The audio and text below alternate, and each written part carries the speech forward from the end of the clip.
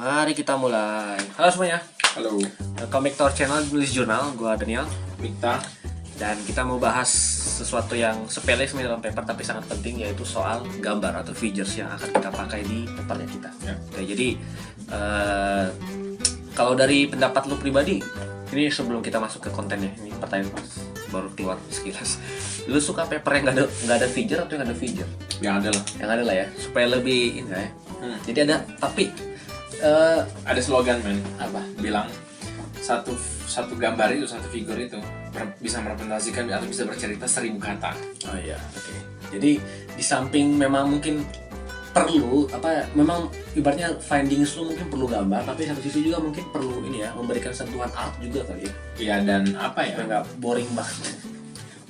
Gua nggak tahu ada mungkin ada studinya, tapi visual thinking kita tuh lebih bisa jadi lebih cepat menangkap sesuatu, lebih cepat menangkap ketimbang sesuatu. teks kayak gitu. Ya, jadi ya ibaratnya walaupun kita misalkan kalau lu kan arsitektur ya ada sentuhan art ada sentuhan artnya lah ya.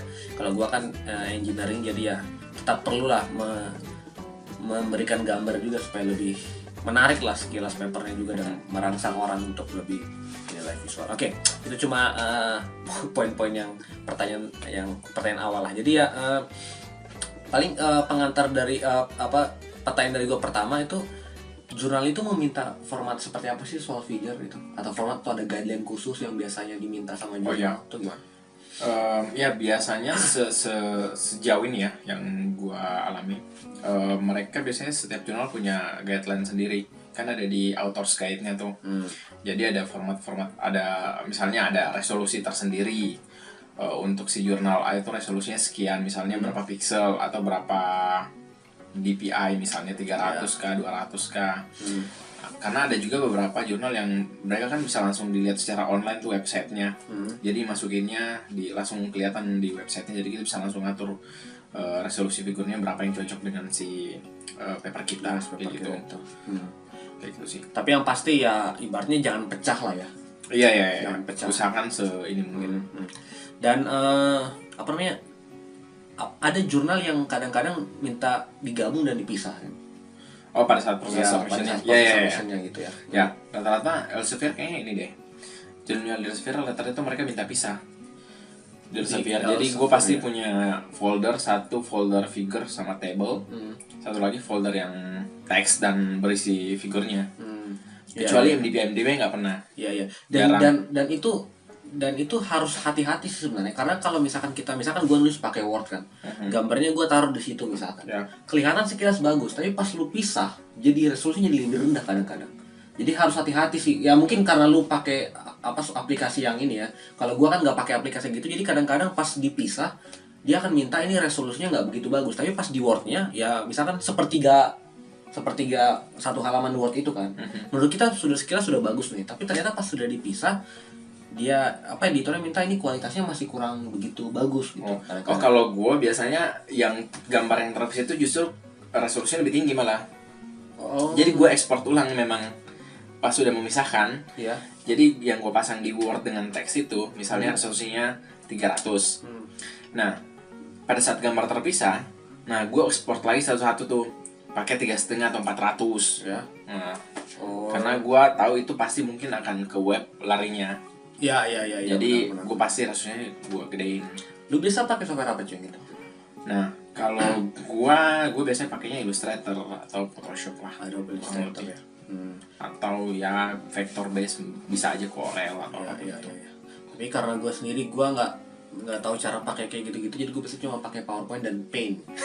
Mantap, Paint. Jadi yang jelas gue malah kagok biasa kalau pakai Paint.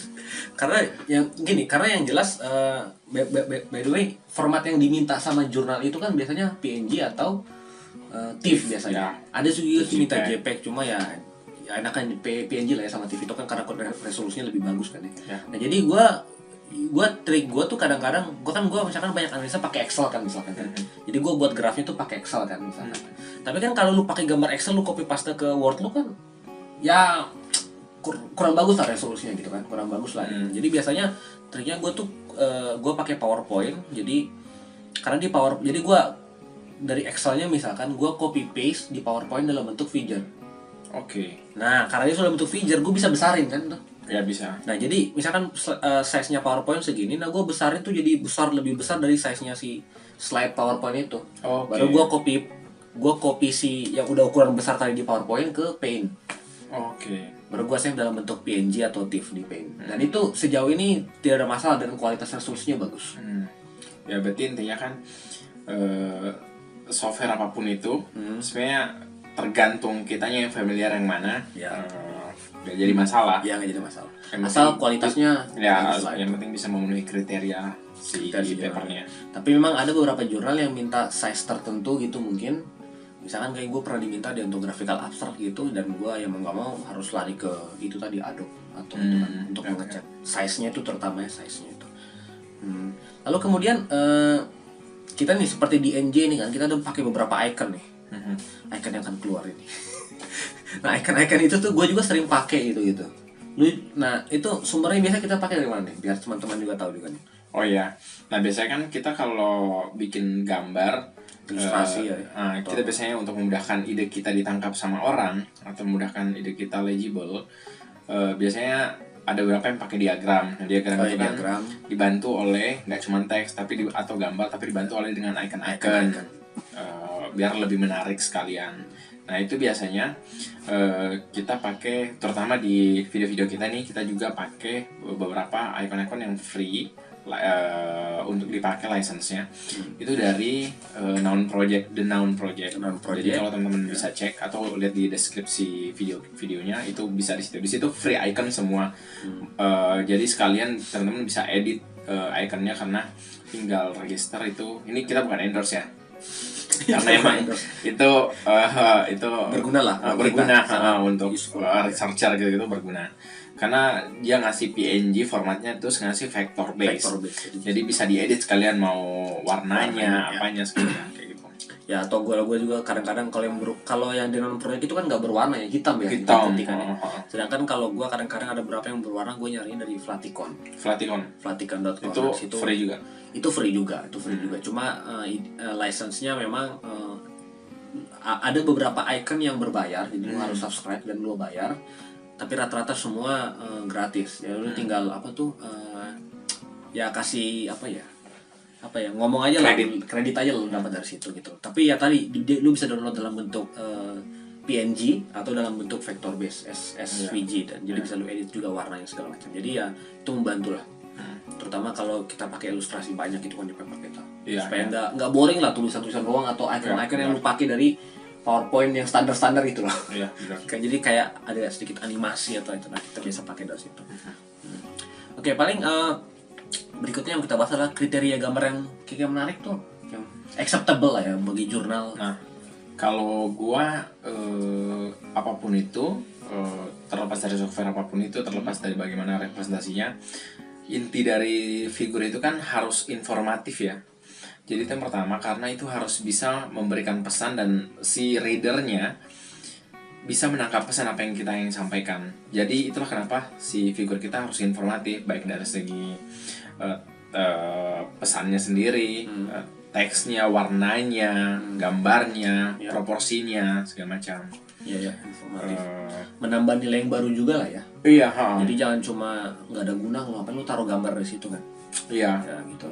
Karena terkadang banyak gak sih kita nemuin kayak gitu, kayak misalnya saya contoh, kita mau pasang cuman satu informasi di peta itu, cuma satu titik ngasih ini kota ini, tapi kita pasang misalnya satu peta Indonesia, padahal yang relevan cuman peta kota ini gitu. Itu kan berarti jadinya kan ya timpang banget ya. Iya, tapi walaupun sebenarnya kalau karena gue banyak membuat peta dalam paper gue, tetap lu perlu peta Indonesia tapi kecil dia, karena lu perlu tahu lokasinya. Makanya proporsinya itu misalnya jadi key map, terus baru di zoom ya, key mapnya ya itu pentingnya. Jadi gitu. Yang jelas sesuai sama tujuannya lah ya.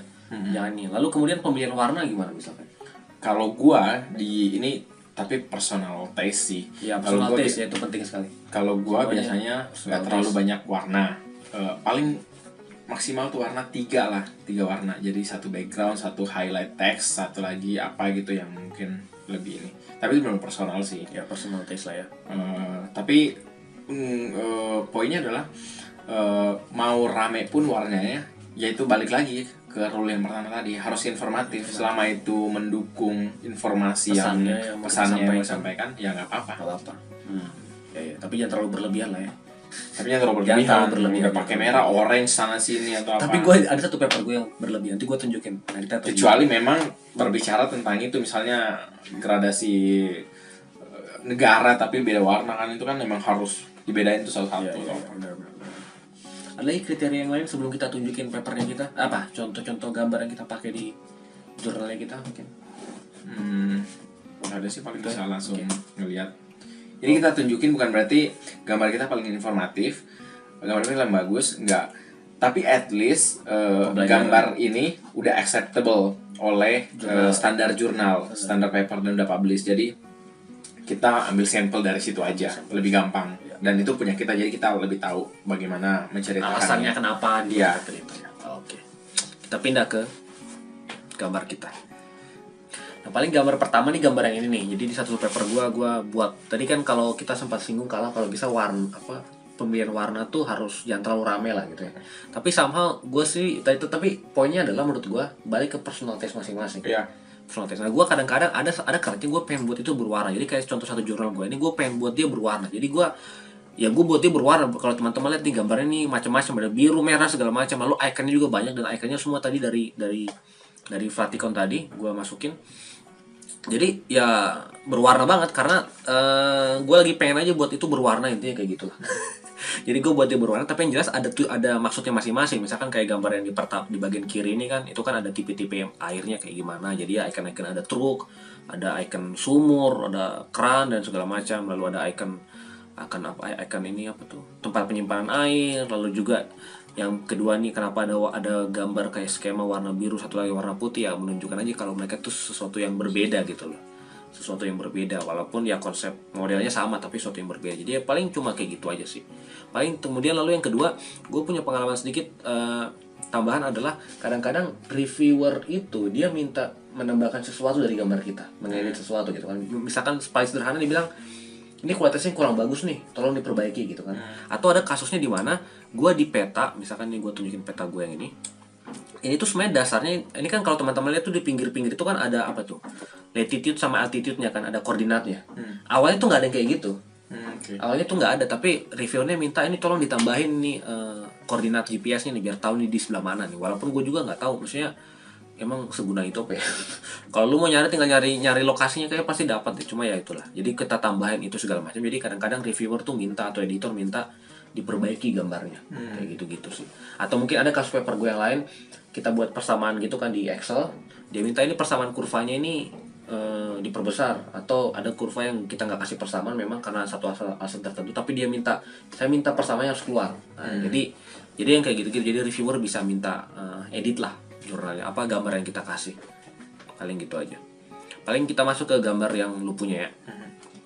Kalau ini sebenarnya ini cerita tentang diagram bagaimana. Jadi kayak ada ini sih metode desain. Jadi ada dua bangunan gitu. Sebenarnya bangunannya sama. Cuman yang pertama tuh bagian A itu ketika ini kan satu bangunan ini terdiri dari ribuan box-box kecil. Nah, box-box kecil itu yang ada warna hitam itu adalah ketika dia berpotongan dengan solar vector, sinar matahari. Nah, ketika berpotongan dengan sinar matahari itu berarti dia menghalangi masuknya cahaya matahari ke bangunan lainnya. Makanya yang berpotongan itu direduksi. Akhirnya jadilah yang kedua. Jadi setelah direduksi jadinya seperti itu. Dan menurut gua lumayan informatif karena warnanya kan di sini cuma 3 tuh, putih, hitam, sama merah. Merah itu ya teks-teks itu ini apa. Iya benar. Jadi simple gitu sih sebenarnya. Ya jadi intinya sesuai kebutuhan lagi lah ya. Kalau nggak butuh berwarna ya ngapain lu buat berwarna, intinya buat hitam putih aja gitu. Paling contoh yang kedua lagi Contoh yang kedua mungkin yang ini, data collection. Yang ini aja? Yang ini ya? Ya. Nah ini data collection. Jadi kebetulan karena kita pengukuran langsung survei, jadi sayang waktu itu gue mikir wah sayang kalau nggak ditunjukkan spot-spot surveinya, spot-spot pengukuran langsungnya. Jadi akhirnya gue bikin gue foto ada 5 spot atau 5 titik tempat kami nge-scan di Ngambil situ, data, ya. habis itu di side plane-nya di top view gua titik-titikin nih, jadi scan spot nomor 1, nomor 2 sampai nomor 5 di sekitar sini. Nah, langsung nge-link nomor satunya itu spotnya di bagian sini, foto aslinya sama titik yang lain. Terus gue tampilin juga hasilnya seperti ini loh, 3D modelingnya kayak gitu. Tapi gue teringat cuy sama yang lu tadi bilang kalau gambar itu bisa menceritakan lebih banyak dari ini. Karena gue baru teringat satu hal. Ada satu paper gue itu ya. Jadi di awal, misal gue nulis sama orang lain gitu kan. Kita nulis sama semua author. Jadi pas kita internal review itu belum ada tuh gambar kondisi, misalkan itu paper tentang ngambil kualitas air, itu nggak ada tuh gambar. Tapi kemudian pas sudah ada komen-komen dari mereka nggak komen soal tambahin gambar. Cuma gue lagi mikir kayaknya gue perlu nunjukin kondisi di lapangan tuh kayak gimana deh supaya lebih enak gitu loh mereka. Akhirnya gue tambahin satu gambar itu lagi gitu, dan itu sangat powerful. Iya, dan itu membantu. Dan apa ya, ada kalau nggak salah ada satu komentar reviewer yang dia ngomong ini bagus nih, membantu jadi kita tahu kondisi di lapangan seperti apa. Ya. Karena kalau di gue ya, gue tuh personally gue suka banget apalagi kalau ada survei langsung, misalnya kayak lu di Sumba atau apa. Karena mereka bisa langsung relate secara geografisnya, secara apanya, geometrinya di lapangan seperti apa. Karena menurut gue itu power buat kita si researcher untuk ngasih tahu kalau ini loh, kan kebanyakan tuh banyak yang cuman kayak simulasi apa segala macam. Tapi kalau ada gambar lapangannya tuh ya lebih hidup lah intinya. Lebih hidup dan langsung kayak oh gitu realitanya, dan ini model yang diusulkan seperti ini. Benar. Jadinya malah kelihatan banget kayak ini loh, pekerjaan kita, riset kita real. Kayak gitu sih. Iya benar. Jadi ya intinya supaya lebih hidup lah ya, jangan terlalu kaku lah ya kita menulis paper itu ada gini tapi ada gambar juga supaya lebih menceritakan lah ke pembaca tuh seperti apa kondisinya. Ya dan ya secara psikologi juga sebagai pembaca, lu kan biasa kalau ngeliat buku atau ngeliat paper, lu pasti gambarnya ya. gambar nge-scroll kan, oh banyak gambar nih, bagus nih. Ya, Oke nih, gue pengen download Tapi kalau cuma teks semua gitu, boring banget lah itu. Ya kecuali lu benar-benar butuh untuk nge-cite atau apa. Ya benar. Dan kadang-kadang juga buku-buku, gue liat beberapa buku-buku apa tuh, buku-buku popular science lah ya ibaratnya. Misalkan itu juga kadang-kadang juga dia kan banyak kan menceritakan apa teks gitu kan. Tapi kadang-kadang ada gambar-gambar yang bagus, misalkan contoh menceritakan tentang kemiskinan misalkan. Ada satu foto yang menceritakan tentang kemiskinan, misalkan anak kecil pengemis atau apa, itu kan apa ya, langsung secara ini tuh langsung inilah kena banget gitu loh. Jadi intinya jangan terlalu kaku lah ya sama teks itu, masukin juga gambar-gambar seperlunya, sewajarnya. Sewajarnya. Paling gitu aja, paling cuma 2 contoh aja sih ya. Nanti ada banyak sih contoh-contoh kita yang lain. Cuma rata-rata paling pesannya itu tadi. Inti-intinya seperti itu. Nah, lalu kemudian tadi sudah sempat kita singgung kalau jurnal itu biasanya minta format tipe PNG dan TIFF gitu ya. Karena mereka minta yang kualitas bagus, karena JPEG ya kualitasnya pecah lah ibaratnya gitu ya. Lalu kemudian soal caption nih gimana nih? Itu juga penting karena sering banget si reviewer ngelihat apakah sinkron nih antara gambar sama caption, atau jangan-jangan gambarnya sebenarnya bisa menceritakan banyak tapi captionnya cuma gitu doang, kayak 3 kata gitu. Ya benar. Dan bahkan gue pernah ada satu gambar, karena gue nge-cite gambar ini gambar punya orang gitu kan, tapi kan gue tetap ngasih reference. Cuman gue karena requirement di jurnal itu agak strict, jadi gue sampai benar-benar ngasih tahu kalau image ini tuh diambil dari text ini dan kemudian dielaborasi langsung berdasarkan permisi dari si author. Itu wajib cuy. Iya wajib, di autornya langsung. Jadi langsung jadi agak panjang tuh, 2 baris gitu captionnya. Ya. Tapi karena yang memang diperlukan sih. Atau ya ada juga nggak cuma di ini, kadang-kadang lu perlu sebutin lu buat ini pakai software apa. Oh ya? Iya, gue pernah buat map kan, kemudian dibilang ini buatnya pakai GIS ya, sebutin GIS-nya. Ya sebutin aja this picture created by GIS berapa, gitu. Nomor berapa, udah gitu aja. Jadi ada kadang-kadang yang perlu gitu, ada juga. Tapi yang sama seperti yang bilang, kalau ini gambar dapat dari orang, ada juga gue pernah, walaupun gue improve lagi ya. Iya, dielaborasi langsung ini, tapi gue tetap cite di. Oh jadi caption itu bisa ada citation di situ ya, di caption. Iya. Ya bisa. Jadi citation di caption itu suatu hal yang wajar aja. Iya. Ya. Lalu kemudian ada apa nih ya, hal yang lainnya adalah jangan lupa kalau setiap figure yang kita buat di situ itu harus di mention di teks. Ya. harus di-mention di teks. Jadi jangan tiba-tiba ada gambar lalu kemudian ini nggak ada diceritain di teks berapa, atau mungkin kita lupa ya, walaupun secara tersirat sebenarnya ketahui ada sih, tapi harus ada jelas-jelas di dalam teks sentence kita di mana di paragraf itu ada dalam kurung figure berapa gitu ya, supaya ini biar nggak kejadian kayak lu ya. iya. Jadi kalau